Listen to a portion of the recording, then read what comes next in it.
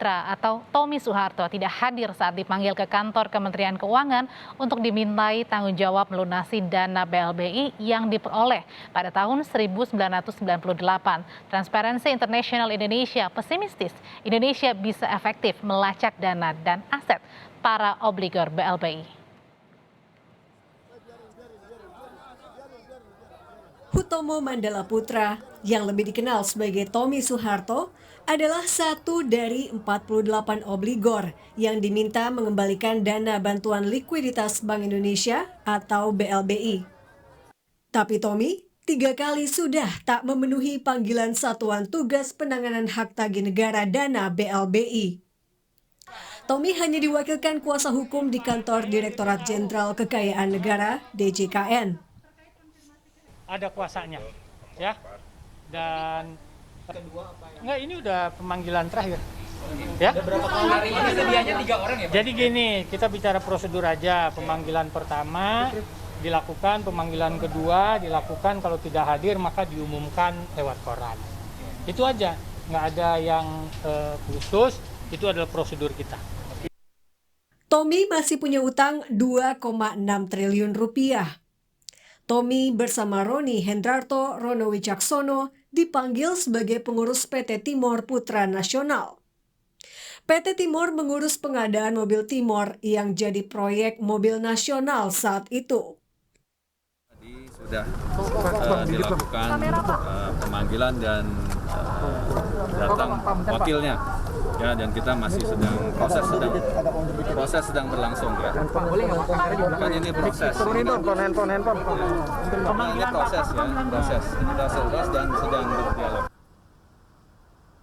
Tak cuma Tommy yang masih punya kewajiban melunasi dana BLBI yang pernah diperoleh pada 1997-1998 saat krisis moneter melanda Indonesia. Total ada 48 orang yang sudah masuk daftar harus membayar. Totalnya 111 triliun rupiah.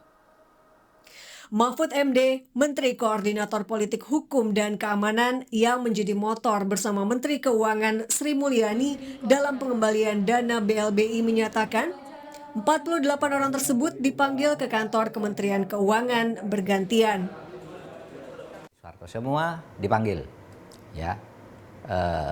Ada yang sudah sampai, ada yang sudah selesai dan sebagainya. Ini pada semua orang 48 obligor dan debitur yang jumlah hutangnya itu kepada negara 111 triliun. Para penghutang ini mangkir, tidak mengakui hutangnya, padahal sudah jelas ada dokumen hutangnya. Itu bisa saja kasus ini meskipun kami selesaikan secara perdata, bisa ini menjadi kasus pidana. Soal upaya mendapatkan uang dari para obligor BLBI, menurut Transparency International Indonesia bakal sulit. Transparency juga mempertanyakan efektivitas Satgas BLBI melacak aset milik obligor. Satuan tugas tidak cukup memiliki alat hukum untuk melakukan perampasan itu sendiri. Gitu ya.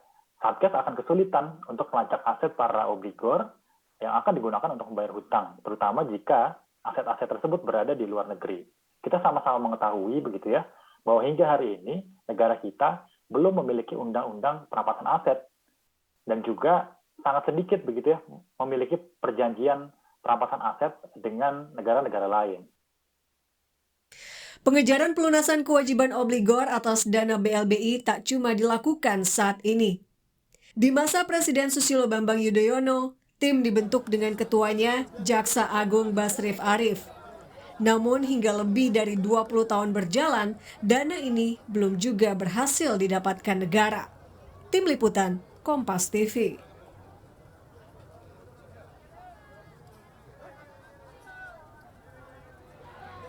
Dan setelah memanggil Tommy kemarin untuk tanggung jawab soal pelunasan BLBI, hari ini Satgas BLBI rencananya akan menyita salah satu aset pengutang dana BLBI di kawasan Tangerang, Banten. Sekarang kita temui rekan Agi Kurnia Sandi di lokasi aset yang rencananya akan disita Satgas BLBI. Agi, jadi ini punya siapa asetnya dan taksiran nilainya berapa?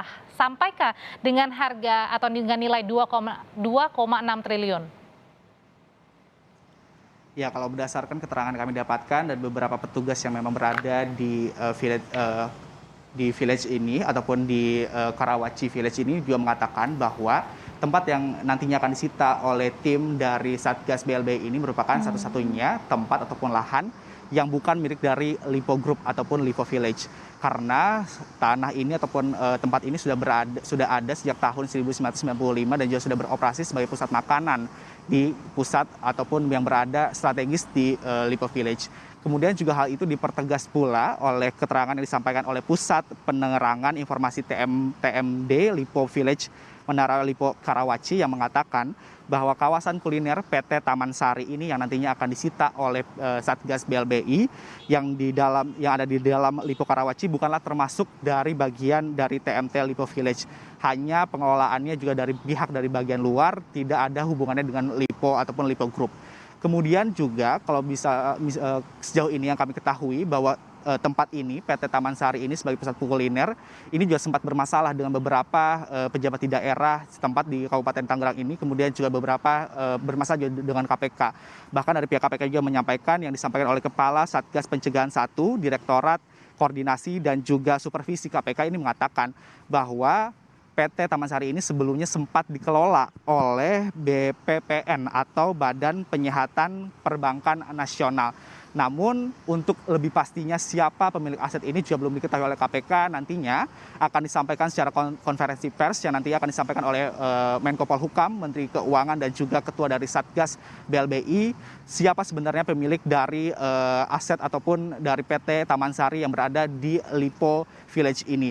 Dan juga nanti untuk jumlah pastinya berapa aset yang dimiliki ataupun nanti yang disita oleh pihak BLBI juga nanti akan disampaikan oleh pihak yang bersangkutan. Rencananya juga konferensi pers akan diadakan pada pukul 14.00 waktu Indonesia Barat. Kemudian nanti juga akan dilakukan pemasangan plang ataupun tanda bahwa aset ini telah disita dan menjadi milik negara sehingga tidak boleh adanya kegiatan lain selain di luar dari atas izin dari pihak pemerintah itu sendiri. Sebelumnya dari pihak Ketua Satgas BLBI ataupun Badan Tugas Pembangunan Hak Tagih Negara Dana Bantuan Likuiditas Bank Indonesia ataupun BLBI ini mengatakan bahwa jauh-jauh hari timnya sudah melakukan pemetaan aset-aset mana saja yang mudah untuk disita oleh negara. Karena hal tersebut berdasarkan dengan bagaimana analisis dokumen-dokumen utang yang telah dikumpulkan oleh pihak Satgas BLBI, kemudian nantinya akan langsung dilakukan eksekusi.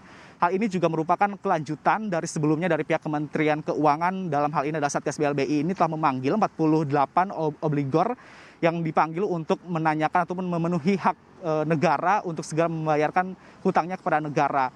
Kemudian juga Mahfud MD selaku pengarah dari Satgas BLBI juga mengatakan bahwa diminta Satgas BLBI juga melakukan eksekusi karena agar negara memiliki ataupun kembali mendapatkan haknya dari uang-uang yang memang hutang dari para obligor. Kalau dari disampaikan oleh Mahfud MD sebenarnya Aurelian Saudara Satgas BLBI ini diminta untuk melakukan eksekusi dengan pemasangan yang secara permanen di aset properti ataupun pemblokiran, penyitaan maupun penjualan atas aset itu agar masuk ke kas negara. Dan Mahfud MD juga mengatakan jika nantinya ada obligor yang memang mengelak tidak memiliki hutang kepada negara atas kasus BLBI ini, tentu dari pihak Satgas BLBI ini harus menunjukkan dokumen sebagai bukti bahwa obligor tersebut memiliki hutang dalam kasus BLBI ini dengan dokumen hutangnya. Jika nantinya masih mengelak juga, Mahfud MD juga mengatakan bahwa ini bisa menjadi kasus pidana karena telah memenuhi unsur korupsi di mana memperkaya diri sendiri dan juga merugikan negara. Kemudian juga yang disampaikan oleh Menteri Keuangan Sri Mulyani ini mengatakan bahwa sampai saat ini juga pemerintah masih harus membayar efek dari BLBI pada 1998 silam, tahun 1998 silam, sehingga diminta oleh Menkyu semua obligor ini segera membayarkan hutangnya kepada negara. Menkyu tidak lagi ingin melihat adanya niatan baik oleh para obligor untuk segera mengembalikan dana, tetapi yang diinginkan oleh Menko untuk segera membayarkan hutangnya. Setidaknya yang disampaikan oleh Mahfud MD ini hutang yang harus dibayarkan oleh para 48 obligor ini totalnya adalah 111 triliun rupiah. kemudian dari 48 obligor ini juga berada bukan hanya di dalam negeri saja, tetapi juga ada beberapa investor atau obligor yang berasal di luar negeri. Sehingga inilah nantinya akan menjadi tugas dari Satgas BLBI bagaimana nantinya untuk mengumpulkan dana tersebut agar hutang ataupun obligor ini bisa membayar hutangnya kepada negara. Karena BLBI ataupun Satgas yang dibentuk oleh pemerintah ini untuk menyelesaikan BLBI ini akan diberikan waktu sampai dengan tahun 2023, tepatnya pada bulan Desember 2023. Kita akan tunggu juga, Audrey dan saudara, sebenarnya berapa aset yang memang disita saat ini dan bagaimana apakah memang dimiliki oleh obligor yang memang menjadi sorotan akhir-akhir ini seperti Tommy Soeharto ataupun obligor lainnya. Karena nanti juga disampaikan oleh Mahfud MD, Menteri Keuangan Sri Mulyani, dan juga ada Ketua dari Satgas BLBI, yakni dari pihak Kementerian Keuangan juga yang nanti akan menyampaikan bagaimana proses penyitaannya dan kedepannya seperti apa. Audrey. Terima kasih laporannya jurnalis Kompas TV Agi Kurnia Sandi. Usai jeda kami kembali.